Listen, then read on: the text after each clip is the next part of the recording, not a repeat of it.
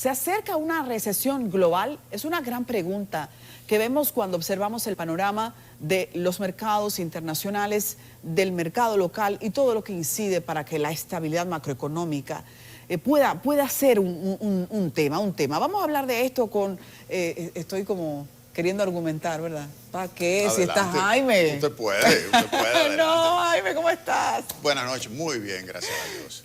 Hoy se publicó que la economía de los Estados Unidos retrocedió en el primer trimestre de este año en un 1.4%. Esa caída, la peor variación desde el inicio de la pandemia en marzo del año 2020, sorprendió a los expertos quienes proyectaban que el Producto Interno Bruto intertrimestral crecería en un 1% anual. Hay que destacar que esa variación se calcula con relación al trimestre anterior, el cuarto del año pasado, que registró un crecimiento de un 6.9%. Si la variación del PIB se toma en términos interanuales, esto es, primer trimestre del 22 contra el mismo periodo del año anterior, la economía estadounidense se expandió en 3.6%, una variación que se encuentra todavía por encima del 2% de crecimiento a largo plazo o potencial. ¿Significa esa variación interanual negativa que los Estados Unidos va camino hacia una recesión que se define como una caída de la actividad económica por dos trimestres consecutivos?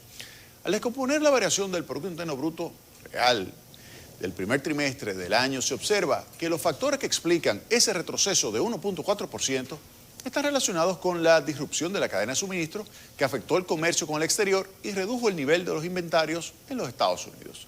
Por otra parte, el aumento de 3.7% de la demanda privada, tanto en bienes como en servicios, unido a un mercado laboral caracterizado por el pleno empleo, son factores positivos que llevan a algunos analistas a pensar que el PIB registrará una variación positiva en el segundo trimestre del año, cerrando en el año 2022 en el entorno del 2.6%. Otros expertos opinan que existe una probabilidad creciente de que no solo Estados Unidos, sino el mundo entre en recesión.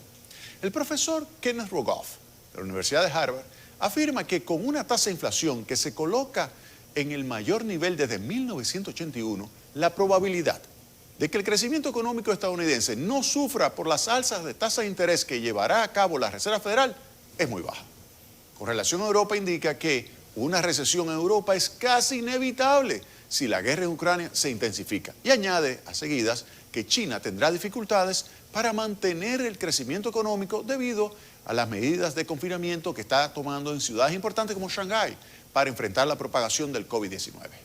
Lo interesante es determinar cuál es la probabilidad de que los tres eventos ocurran simultáneamente.